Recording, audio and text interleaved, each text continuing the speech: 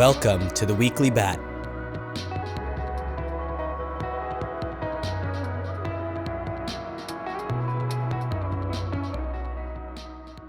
Welcome to the Weekly Bat for the week of May 23rd to May 29th, 2020.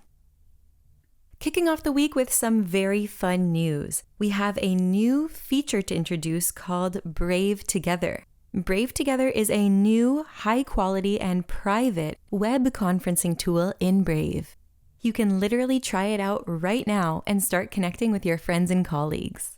Brave Together allows users to share their screens, just like in Zoom, Brave browser tabs, as well as YouTube video links. And fun fact, when you start and pause YouTube videos, it starts and pauses the video for everyone at the same time, which means that Brave Together is good for movie dates at a distance.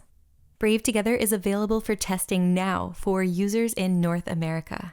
Visit together.brave.com and let us know what you think. If you are outside North America, don't worry, we're just testing the feature out right now. If all goes well, it'll be rolled out more widely very soon.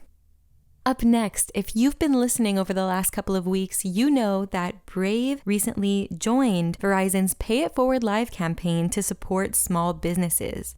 Pay It Forward Live is a weekly live stream that stars the biggest names in entertainment like Usher, Billie Eilish, Chance the Rapper, Dave Matthews, Alicia Keys, all coming together to support small businesses.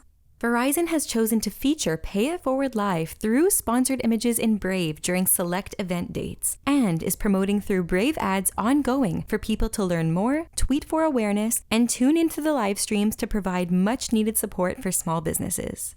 Every Tuesday and Thursday at 8 p.m. ET or 5 p.m. PT on Verizon's Twitter, you can watch performances from major artists like the ones I mentioned earlier.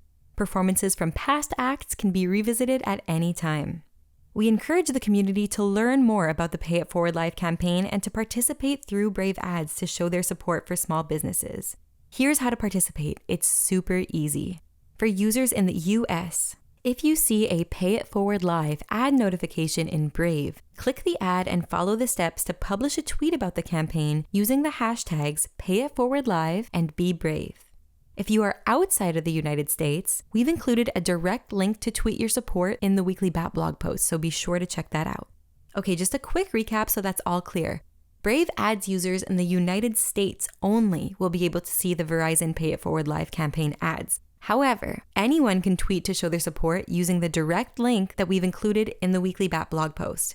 Each tweet, whether it was through a Brave ad or through the direct link in the Weekly, will count as an automatic entry into a draw to win one of 5 daily swag prizes from Bat and Brave. The daily swag winners will be announced each day on the Bat Community Twitter page. And the daily giveaways will be going on until August, so there's still plenty of time to participate. Everyone knows at least one small business that brings tremendous value to their community. Let's make noise and show support for small businesses across the country. Not only do they deserve it, but they need it now more than ever. Next, the update you've all been waiting for. Brave Sync V2, soon available in Nightly, will disable Sync V1.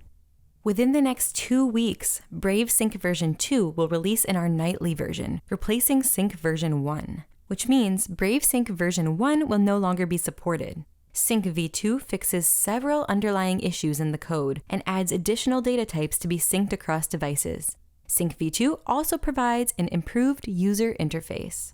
Brave Sync version 2 will first be available on Android and desktop, with iOS to follow shortly after. If you are using the regular or release version of Brave, not to worry, the feature is coming very soon and we will let you know when it hits the general release channel. This week in Sponsored Images. This week, find images promoting Verizon's Pay It Forward Live campaign, as well as images from Chipotle in Brave's new tab page. These brands join a growing list of sponsors that includes Newegg, Western Digital, Khan Academy, BlockFi, Crypto.com, Tezos, Upland, eToro, and more. Brave Creator Spotlight in partnership with Everipedia.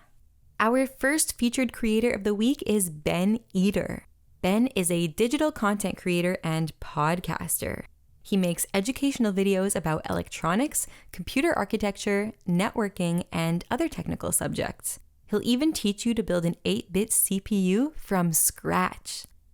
The next featured creator of the week is Maximilian Iowan, who is a Romanian vlogger, gamer, and content creator.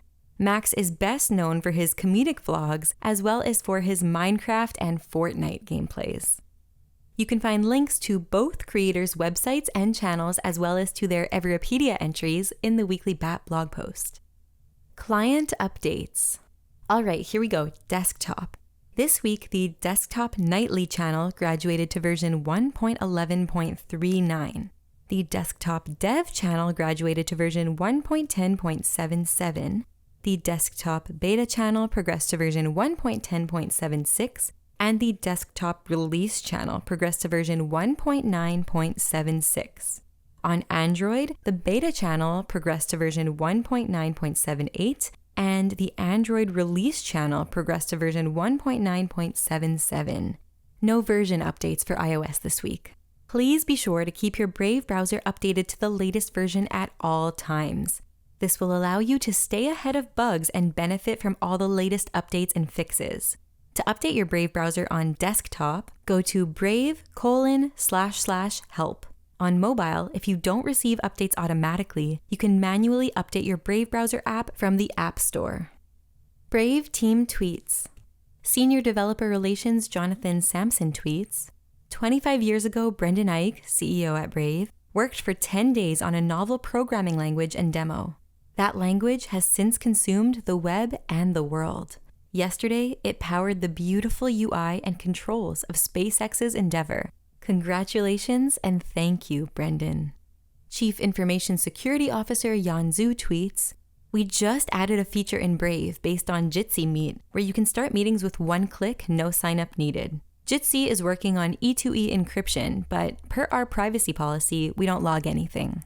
Director of Sales Carlos Acevedo quotes Prof. G, saying, the next trillionaire is not going to be about putting a man on Mars. It's going to be about giving you years of your life back from stuff like watching advertising. Carlos then follows up with, I've saved 1.7 hours of my life so far using Brave. This saving will compound. Brave's principal engineer, Marshall Rose, responds to some questions about Brave Together. He writes, some folks have asked why not outside of North America? Well, it's the same reason that it's in the nightly build. We're evaluating the service, and this is a good way to make it available, but not widespread. Think of it as a self-selecting, invitation-only system. The BAT community account tweets, due to popular demand, Brave Samson is gearing up for another limited edition BAT and Brave physical token giveaway. But he needs your input. Reply to his tweet with your ideas. There are only 100 of these collectibles to exist, so don't miss your chance to score one while supplies last. And to close off the section, a tweet from Brave Samson himself. Nice! Chipotle has brought some flavor to Brave with the new Sponsored Images update. I know where I'm having lunch tomorrow. Sponsored images are one of the many privacy-respecting ways users are rewarded in Brave. Opt in, earn, and give. Visit brave.com/brave-rewards.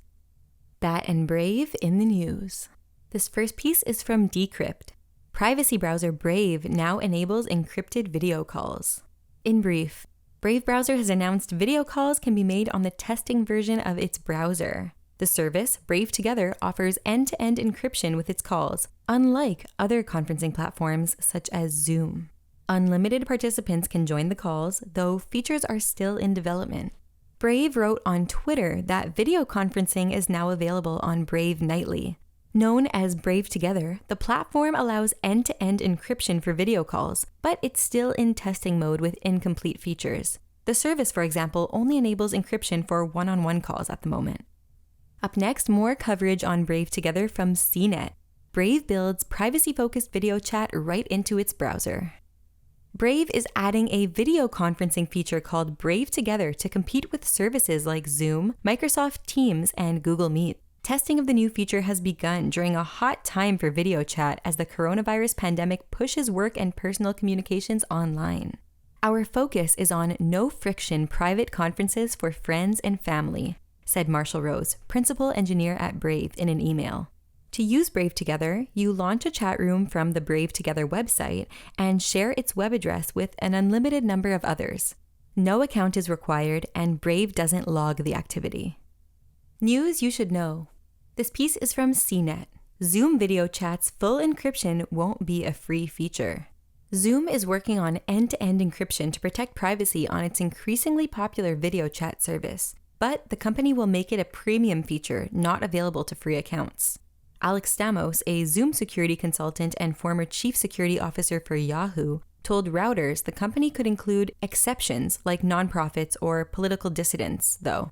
Zoom encrypts connections between the company's servers and the devices of people using its service. End-to-end encryption, though, secures connections all the way from each device to every other device on a call. It's available in some Zoom alternatives, like Apple FaceTime. This next piece is from Entrepreneur. The internet needs to be a safer place for everyone. Over the last couple of months, innumerable surveys have taken place and all brand custodians across categories ask the same question. How do they as a platform ensure that their brand is not seen alongside objectionable content?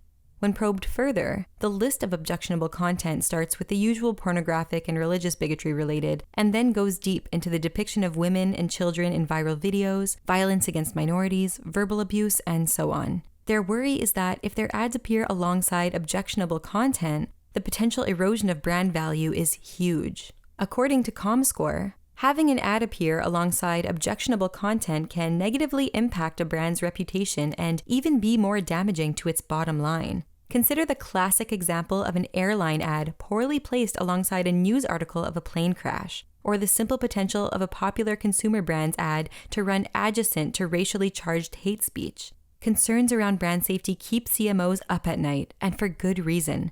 A single ad delivered in unsafe content can result in waste of valuable ad spend placements unlikely to drive impact, damage to the brand image, loss of trust and respect among consumers, or an embarrassing public relations nightmare.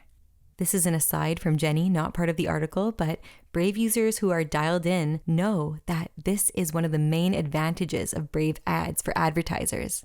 Direct-to-user ads are delivered in the form of a system notification and expand into a full-page ad in its own browser tab, which completely eliminates the issue of brand safety on the spot. Roaring fans. AceLols from Reddit shares a screenshot of their Brave browser stats. They have blocked 428,000 ads and trackers and have saved 6 hours of time. And AceLols writes, "I have no idea why people still use Chrome." Somer Esat from Reddit writes, Brave advertisers are getting more mainstream. At first, I would see a lot of crypto advertising, then lots of Amazon, and then some other shopping sites. Today, I saw an ad for Khan Academy, a company I personally would consider to be more picky about where they place their ads. It's awesome to see the progression.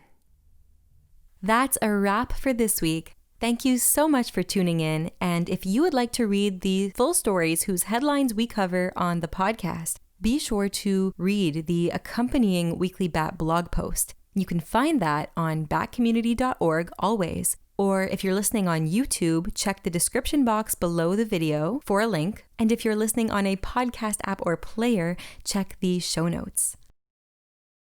Thank you for listening. If you like these podcasts, be sure to follow or subscribe to stay up to date with the BAT community.